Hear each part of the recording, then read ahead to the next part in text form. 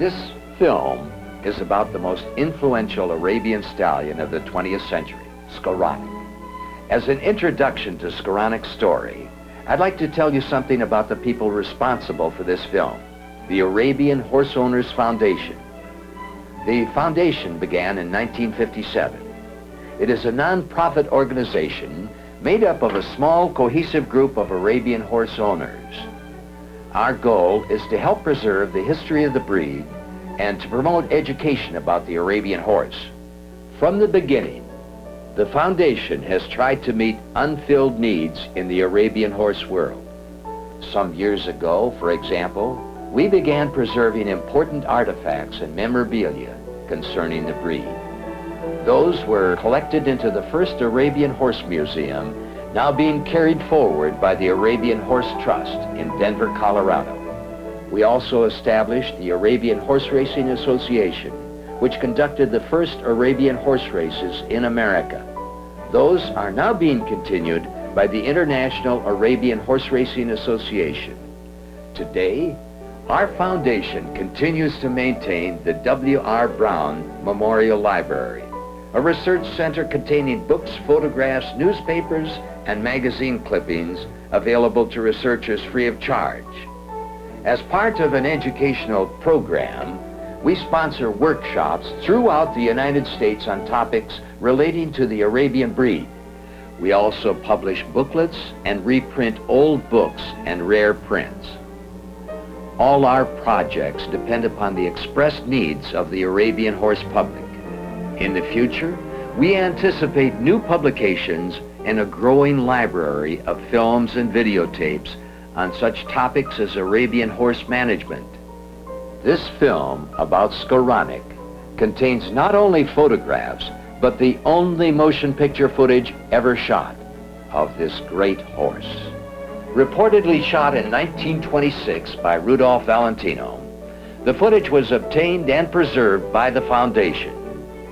It sets the tone for the story about this remarkable horse and his offspring, a line of Arabians that continues to have a most profound influence on Arabian horse breeding in the United States and around the world.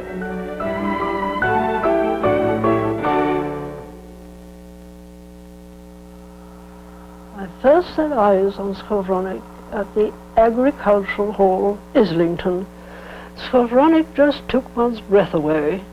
He seemed to possess a sort of ethereal, fairy-like quality, with his unbelievable silvery white, exquisite head, perfect carriage of tail, and those impressive quarters. Notwithstanding his magical beauty, there was also great strength in limbs and build. I exclaimed in my mother, Lady Wentworth's earshot, on his wonderful appearance, and was instantly silenced. No one was to guess that she had even noticed him, and I was not to be overheard singing his praises. But from then on, I was always looking for him at this and other shows. It must have been like falling in love. From then on, no other horse seemed to matter. He was foaled in 1908 at the Antonini stud on the Polish-Russian border. He lived for 21 years, stood at stud for 9, sired 47 purebred foals, and is recognized as the most influential Arabian horse of the 20th century. Today, generations later, his offspring in the United States and around the world are stamped with his classic beauty. His name was Skowronek. Count Joseph Potocki's estate, Antonini, was 100,000 acres of woods, meadows, and lakes carved from a larger stud that had bred Arabian horses for more than 300 years. In the early 1900s, the Count began a search for an exceptional stallion to improve his stock. The horse was found in a classic white, desert-bred Arabian named Ibrahim. That same year, Ibrahim was bred to a favorite mare, Jaskulka, and a handsome gray colt was born. They named him Skowronek, Polish for the lovely songbird, the lark. It was 4 years later that an American living in England named Walter Weems came to Antonini to kill a rare bull bison.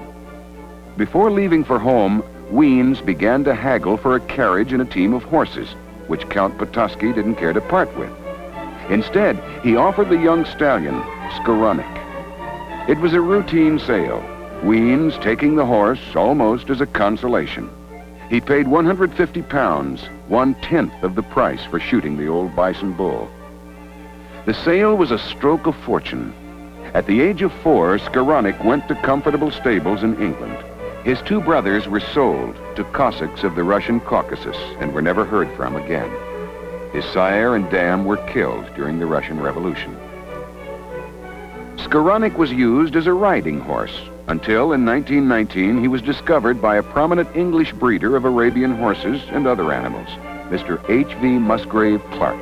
Mr. Clark was breeding pigs at the time, and he sent one of his manager down to look at some pigs, and he found this white horse in the backyard eating cabbages. And he told Mr. Clark about it. Mr. Clark went to see him, and he thought this was a lovely horse, and he bought him. Clark saw wonderful potential in Skowronek and began to show him. At first, he wasn't terribly successful. One reason was that for the English judges, he was small, 14 hands. But it was at one of these shows that Lady Wentworth, owner of the Crabbet stud, first saw him. Lady Anne Lytton, Lady Wentworth's daughter. And there appeared there the most beautiful white horse. That I remember the impression he made on me. I'd never seen a horse like him in my life. And I said to her, "Oh, what a lovely horse." And she said, "Shh, don't say anything." I said, "I don't want anybody to know." Because the trouble was that if anybody knew she wanted a horse, they either were not going to sell at all, or they were going to put an enormous price on or something. And there was an American adventurer that she knew who used to spy. He used to bring back information for her, and then she got him to go to Mr. Clark and said that he'd just bought some mares and crabbets and he wanted this stallion. Mrs. Clark, whom he'd recently married, a very beautiful girl, and he was very much in love with her, said, "Do help this young man, he really wants to have a nice a horse like this." And so he accepted the sum of money, I think it was £1,000 that he had in cash on his person, and handed him over. Mr. Clark agreed, and then a fortnight later they came to collect the horse. Mr. Clark took him to the station and saw Lady Wentworth, Crabbet Park, on the address on the train, and he was very angry about it. And well, as I think my mother was a little ruthless about the way she got things, but she tried afterwards to make amends. Crabbet Park in Sussex. Here in 1878, Wilfred and Lady Anne Blunt had established the stud that would become the most influential in the world. For years, they traveled the deserts of Arabia and North Africa, often living as Bedouins in order to purchase horses for Crabbet and a second stud they established near Cairo. It was after Lady Anne Blunt's death in 1918 that the stud became the property of her daughter, Lady Wentworth. Cecil Covey, a later heir to her stud, remembers her as a woman with a single-minded devotion to the future of Crabbet and the Arabian breed. Well, I think she was searching and continuing to breed, if possible, the perfect Arab. Another reason for buying Skowronek was that he was an outcross. In Skowronek, Lady Wentworth saw the ideal Arabian horse her mother had spent years searching for. He was also a near-perfect stallion for the heavily inbred Crabbet mares.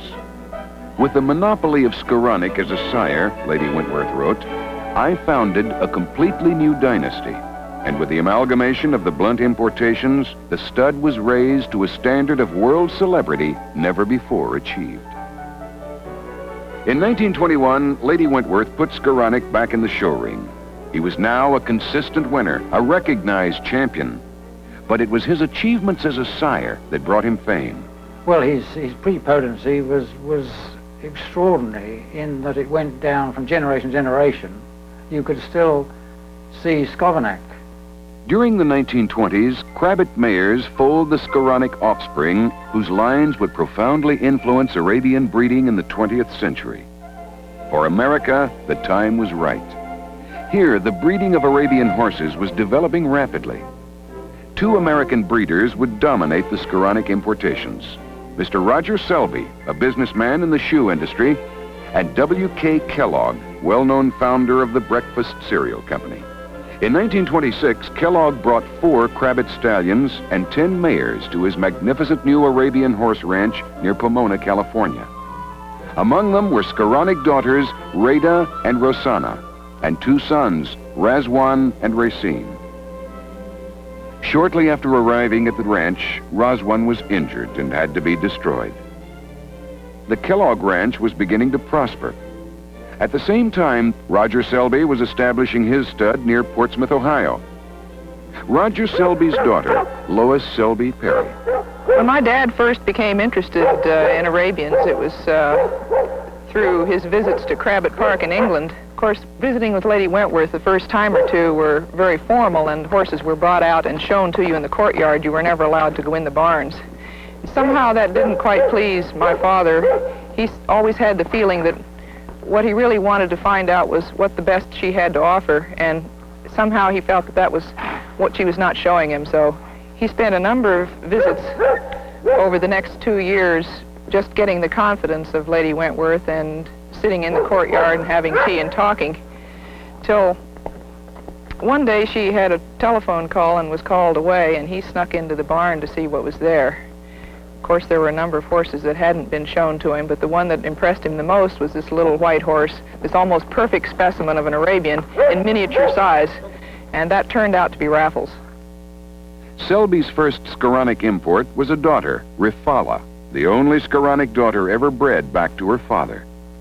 The results of that breeding was Raffles, a stallion that the Selby trainers, Jimmy Dean and his wife Thelma, would come to love. Lady Wentworth had a way of pricing horses and selling horses. If you wanted to buy a group of horses and she put a price on them that you thought were too high, rather than to lower the price, she'd just throw in an extra horse or two, and you either took them or you didn't get what you wanted. And on this particular occasion, she threw Raffles in, and principally because he was considered sterile. He was around 8 years old at that time and had not been able to produce any offspring. The barn had a long aisle with stalls on either side, and as I remember, there was a stallion, an imported stallion in each one of those stalls. But the one that I had the most fun with and was the most impressive was Raffles. He was in the stall at the very far end, and you couldn't even see him over the top because the stall doors and the stall walls were quite high. They were made of tile, and they came up almost to my chin, and they came up over Raffles' ears. You couldn't tell that there was a horse in there. But I knew there was one in there because he was a dynamic spirit. You could tell, you could sense that there was something in there that wanted to get out. And when you opened the door, there was this beautiful white creature that was perfectly formed and very idealistically, I guess he was an artist's concept of what a horse ought to be, and he was bursting to get out. The trainers that were at Selby Stud before I was there tried to make a saddle horse out of Raffles, but the training methods used by the saddle horses in this country were not the same way that you handle Arabians, because Arabians would fight back if you tried to force train them. My wife and I started to work with him to try to get him gentled down so that he would be some usefulness to the establishment. And also I had him examined, and there was nothing pathologically wrong with him that he shouldn't be able to sire foals. So we started on this program of trying to quiet him down and give him exercise, and we worked all that winter. And then along in the spring, after he'd been riding him some, I bred him to a couple of pony mares, and he settled those. And then afterwards I bred 2 Arabian mares, and his first foals were born when he was 10, 11 years old. And at one time after that, several years later, he had more registered progeny in the stud books than any other stallion.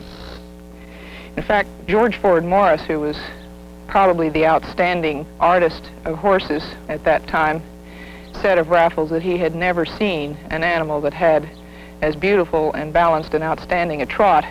Everybody knew that they could canter on for hours on end in the desert, but nobody knew that they could trot that beautifully and use their body that flexibly. And he thought that that characteristic, if none other, ought to be passed on to future generations of Arabian horses. Raffles and Racine's characteristics were passed on by the horses bred at the Kellogg and Selby studs, and later at the stud of Mrs. Alice Payne. She eventually purchased both stallions and made them stablemates.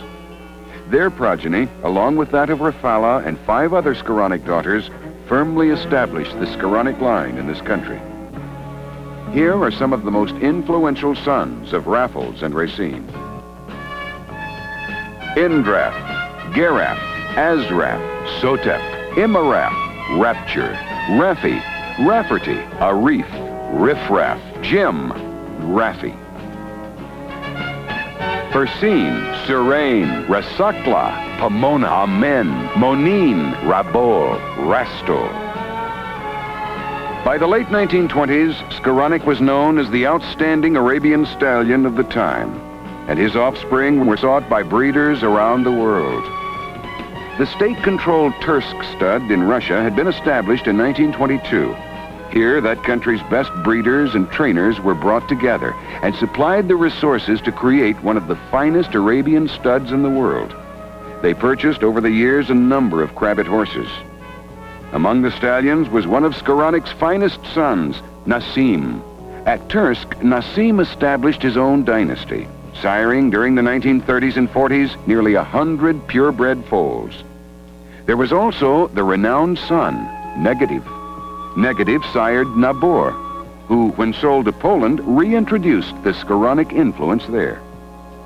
Retaining Skowronek's influence has been a central element in breeding programs in the United States and around the world. Mary Jane Parkinson, author of The Kellogg Arabian Ranch, the first 50 years. The Skowronek characteristics that come through and make him valuable to the breed are the classic beauty that come down through the many generations and the consistency of quality in terms of a fine coat, the graceful neck, the high tail carriage, beautiful heads, large, dark, sensitive, gentle eyes, sensitive ears, very responsive, and of course that Arabian personality that comes through, the responsiveness to humans and tractability. And you could count on those characteristics coming through. The Nassim line, always the beautiful heads. The Raffles line, beautiful heads, good density of bone, good athletes. Racine, the athletic ability, good performances. Lots of heart in those horses. Many champion Arabians today carry a high percentage of Raffles with Racine blood. And many great horses have as much as 50% Skowronek blood. The Skowronek influence has been and is unmistakably the most important influence in American Arabian breeding.